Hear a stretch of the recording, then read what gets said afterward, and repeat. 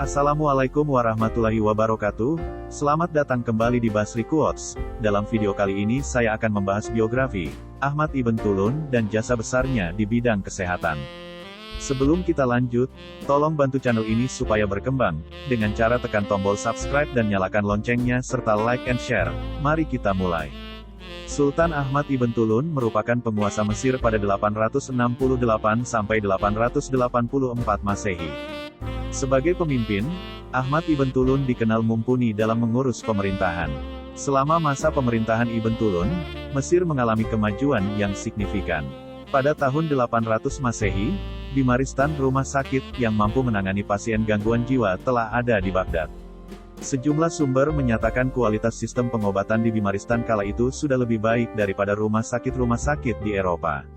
Sistem layanan kesehatan di pusat peradaban Islam semakin maju saat Ahmad Ibn Tulun, di tahun 872 Masehi, mendirikan rumah sakit Al-Fustat di Mesir.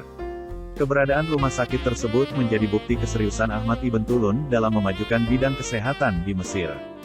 Dikutip dari buku Lost Islamic History, Reclaiming Muslim Civilization from the Past karangan Firas Al-Hatib, upaya Ibn Tulun untuk membangun fasilitas rumah sakit di Mesir menghabiskan biaya sekitar 60.000 dinar emas. Religious Resources for Healing juga menyebutkan bahwa Al-Fustat merupakan rumah sakit pertama yang menyediakan perawatan dan ruangan khusus penderita gangguan kejiwaan. Selain itu, Al-Fustat pun menjadi rumah sakit pertama yang menyediakan fasilitas lengkap dan hal tersebut masih dapat dilihat hingga saat ini. Misalnya, di Al-Fustat ada ruangan pemandian laki-laki dan perempuan yang terpisah, pakaian khusus pasien, hingga ruangan khusus pasien. Al-Fustat tidak hanya menjadi pusat pengobatan dengan kualitas modern pada masanya. Rumah sakit itu juga menjadi pusat pendidikan kesehatan. Di sana, terdapat sebuah perpustakaan yang luas dengan koleksi buku sebanyak 100.000 jilid yang mayoritas bertema pengobatan. Fasilitas yang disediakan Ahmad Ibn Tulun di rumah sakit Al-Fustat ini dapat diakses secara gratis oleh semua orang. Hal tersebut yang membawa Ahmad Ibn Tulun tercatat dalam sejarah sebagai pemimpin Islam yang mampu memajukan bidang kesehatan. Jasa Ibn Tulun tidak hanya memajukan bidang kesehatan di Mesir. Dikutip dari Britannica, Ahmad Ibn Tulun mampu membawa kemajuan di bidang ekonomi yang dibuktikan dengan meningkatnya hasil pertanian masyarakat dan surplusnya perbendaharaan negara.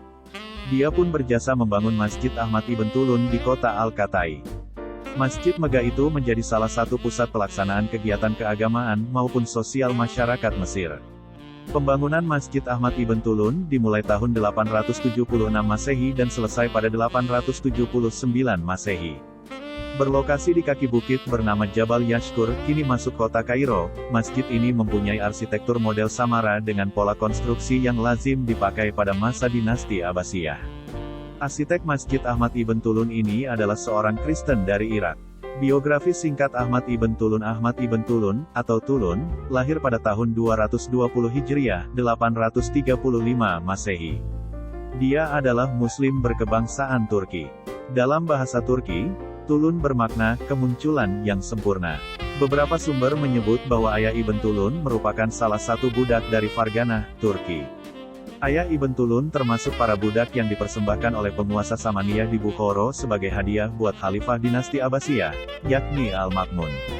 Menukil buku Sejarah dan Peradaban Islam 2 PDF karya Muzayyana terbitan UIN Sunan Ampel, Ibn Tulun lalu terpilih menjadi anggota pasukan khusus pengawal Khalifah dinasti Abbasiyah karena cakap di bidang militer. Menyebut bahwa ayah Ibn Tulun bernama Bayakbek. Nama terakhir itu merupakan tawanan perang asal Turki yang lantas diangkat jadi pengawal istana Khalifah Al-Mustain.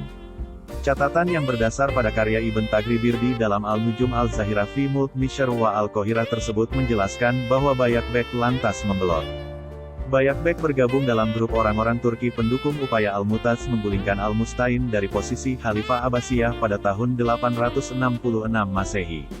Sekalipun Al-Mutaz hanya berkuasa selama 3 tahun, ia sempat memberikan jabatan penting kepada Bayakbek, yakni sebagai gubernur Mesir.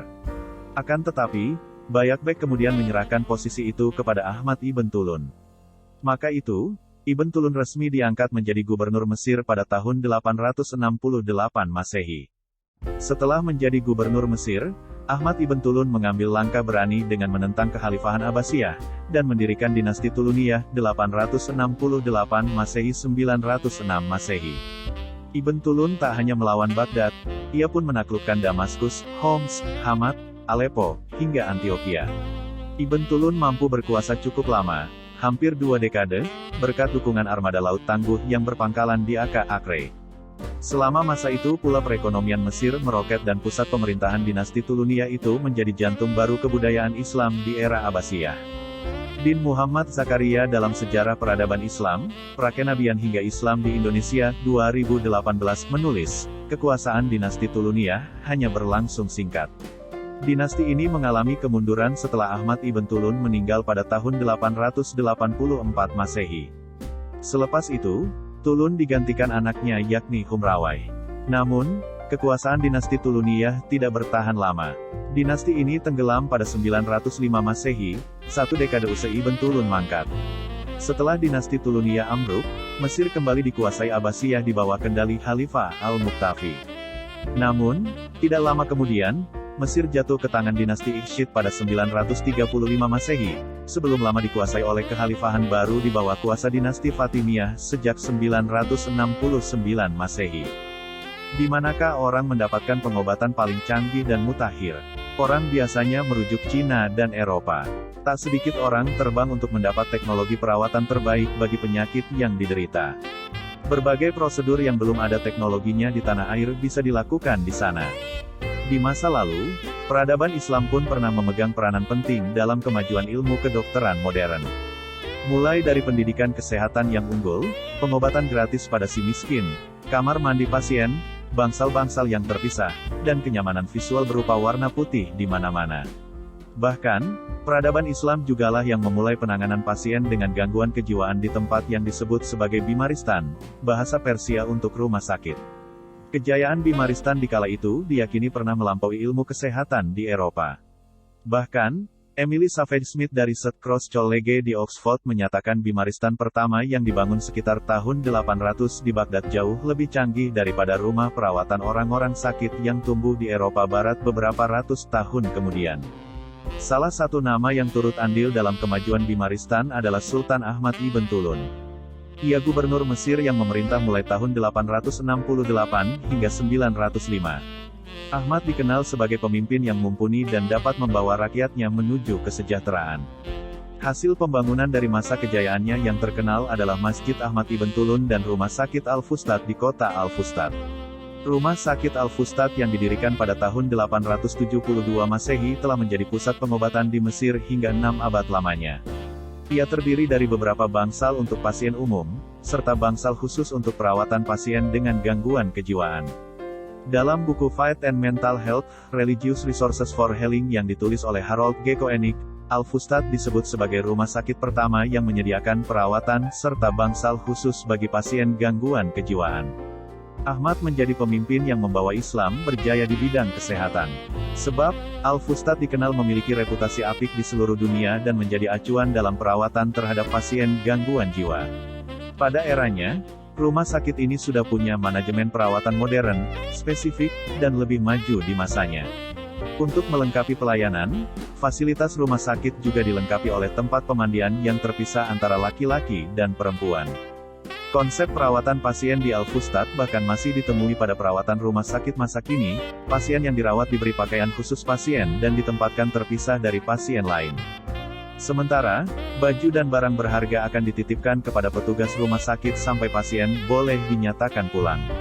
Al-Fustat tak hanya menjadi tempat perawatan pasien saja, rumah sakit ini juga memiliki akademi kedokteran dan perpustakaan yang kaya literatur medis. Perpustakaan luas juga menempel di rumah sakit, berisi buku paling mutakhir sebanyak 100.000 jilid.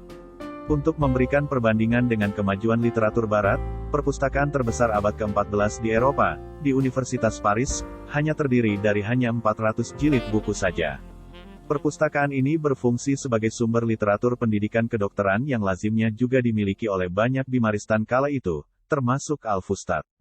Pendidikan kesehatan yang terdiri dari materi-materi sains seperti anatomi diajarkan melalui ceramah, ilustrasi, dan pembedahan kera. Para siswa juga mempelajari tentang tanaman obat dan farmakognosia. Tanaman obat dan rempah-rempah ditanam di sekitar rumah sakit untuk memasok kebutuhan bahan dasar obat-obatan. Sultan Ahmad Ibn Tulun juga diketahui membangun rumah obat di samping Masjid Tulun yang berada satu kompleks dengan rumah sakit. Sementara, bagian pelatihan klinis dilakukan dengan menugaskan kelompok kecil siswa untuk belajar pada seorang guru berpengalaman. Setelahnya, siswa ditugaskan ke daerah rawat jalan. Dalam hal ini, pencatatan medis pasien secara rinci merupakan tanggung jawab siswa.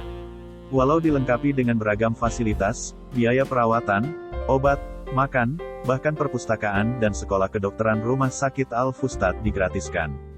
Sultan yang merupakan pendiri dinasti Tulunia ini membiayai kesemuanya dari dana wakaf. Terobosannya menopang operasional rumah sakit lewat wakaf kemudian dicontoh para pemimpin Khalifah Islam lainnya. Dalam buku Lost Islamic History, Reclaiming Muslim Civilization from the Past yang ditulis oleh Firas Al-Hatib, disebutkan upaya Ahmad untuk membangun semua fasilitas tersebut menghabiskan sekitar 60.000 dinar emas. Reputasi rumah sakit ini sangat terkenal dan baru bisa disaingi oleh Rumah Sakit Adudi di Baghdad yang berdiri pada tahun 980. Itulah biografi Ahmad Ibn Tulun dan jasa besarnya di bidang kesehatan. Bagaimana menurut kalian? Komen di bawah ya. Terima kasih sudah singgah di channel ini.